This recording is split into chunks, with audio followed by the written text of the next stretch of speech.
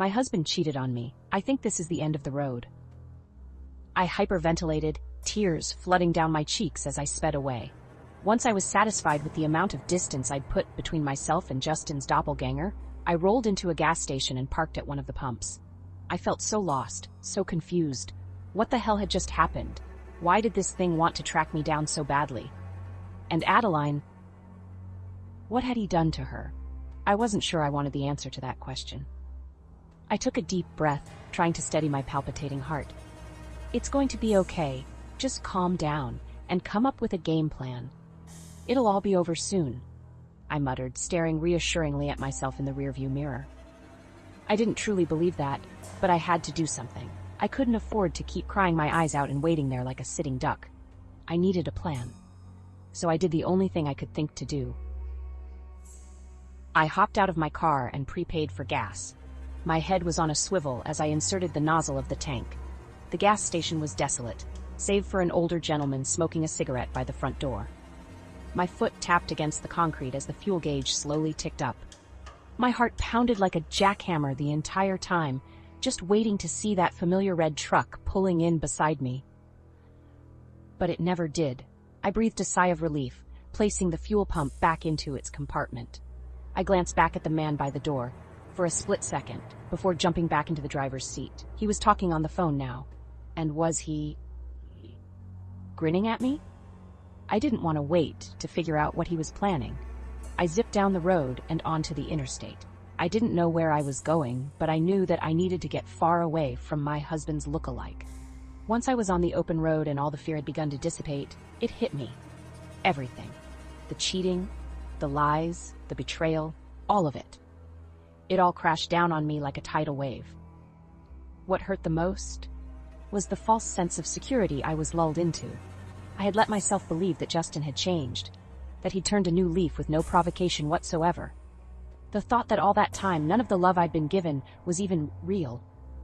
It shattered my heart all over again.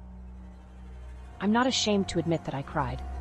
I sobbed uncontrollably as I continued down sparsely populated roads. I didn't want to be on the run from some unknown entity. I wanted to go back home and take a nice warm bath, but I knew I couldn't do that. I had been driving for a little over 3.5 hours before I started to get low on fuel again. I pulled off on the nearest exit. By that point, the adrenaline had worn off, and I was starting to get tired. I soon found myself at a rundown Motel 6 in the middle of bumfuck Egypt. The red and blue sign flickered as I pulled into the parking lot, a great indicator of the quality of the room I'd be staying in. I took a deep breath and looked at myself in the mirror. "Come on, Lydia. You can do this," I murmured, stepping out of the car. My eyes darted from left to right as I made my way to check in. My BMW looked so out of place beside all the rusted clunkers sprinkled throughout the lot. I picked up my pace, my heart rate spiking. A bell chimed as I opened the door to retrieve my key. A young man with black, greasy hair sat behind the counter reading a Playboy magazine. He didn't even look up as I approached. Hi. Can I get a room?"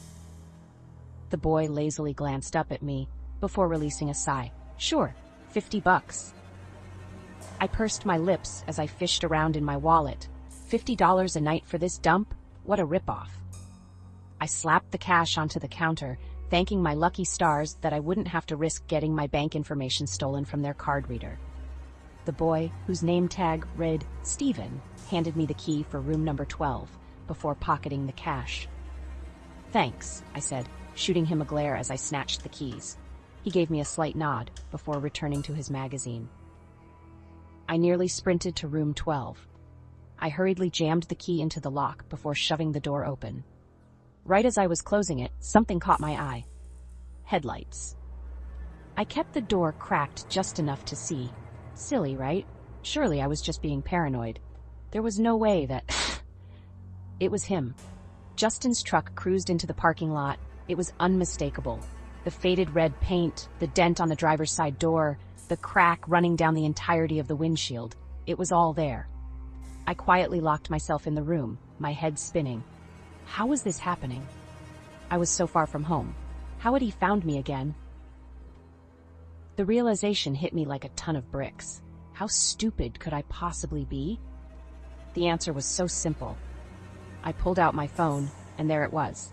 Justin and I were sharing our locations. With everything that had happened, I hadn't even thought to turn it off. I knew it was too late, but I turned off location services anyway. I felt nauseous as I placed my phone back in my pocket. How accurate was that thing? Did the doppelganger know what room I was in? Morbid curiosity got the best of me. I had to know. With a shaky hand, I brushed back the blinds to my window. The second I did, tears began to trickle down my cheeks, and my blood turned to ice. He was outside. Justin's impersonator was standing directly outside my window. His eyes were wide and manic. The grin he wore looked off. Like it was too big for his face. I couldn't move. I was paralyzed with fear. The fake Justin walked up to the glass and paused for just a moment. The silence was so deafening that the only audible noise was the blood pumping in my ears, and then he moved. His tongue lolled out of his mouth, and he slapped it against the glass with a wet thump. He dragged it upward, those inhuman eyes never breaking contact with mine. I found you. It's time to stop running and let me in. His smile vanished as he gritted out those words. That was enough to snap me from my stupor. I let the blinds fall over the window and stumbled backward, nearly crashing into a table. That's where I am now, writing this at that table. I'm done for.